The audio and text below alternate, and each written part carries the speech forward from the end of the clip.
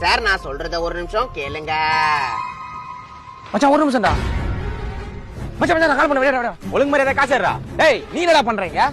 Sir உங்களை பார்த்தே ரொம்ப நாள் ஆச்சு. எப்படி இருக்கீங்க?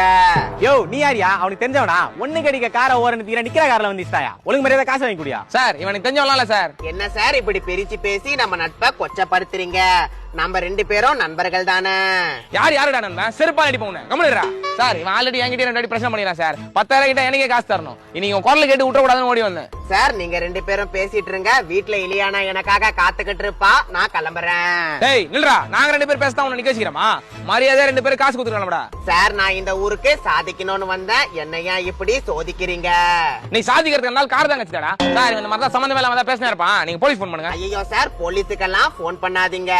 நாமெல்லாம் நண்பர்கள் தானே, பேசியே தீர்த்துக்கலாம். சரிடா போலீஸுக்கு போன் பண்ணல. நம்மலாம் நண்பர்கள் தானே, காசு கொடு. சார் நட்புக்காக நான் உயிரை கூட தருவேன். ஆனா பணம் தர மாட்டேன். ஏன்டா தர மாட்டேன்? ஏன்னா என்கிட்ட பணம் இல்ல.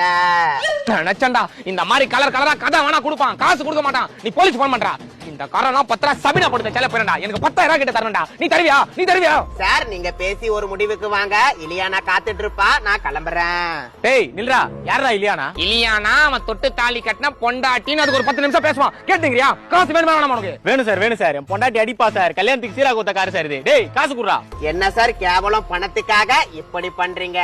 இதனாலதான் வன்முறை உண்டாவது, வன்முறையால போர் உண்டாவது, போரால நம்ம நாட்டோட பொருளாதாரமே பாதிக்கப்படுது. நல்லா பேசுறான்ல? ஆமா சார் நல்லா பேசுறான் சார். 4 ஃபுல்லா கூட பேசுவான். 4 ரன் ஊத்த மாட்டான். உட்கார்ந்து கேட்டு இருக்கலாமா? இல்ல சார் இல்ல சார். அப்ப மூட்டு வண்டியை போலீஸ் ஸ்டேஷன் விடு. டேய் வாடா.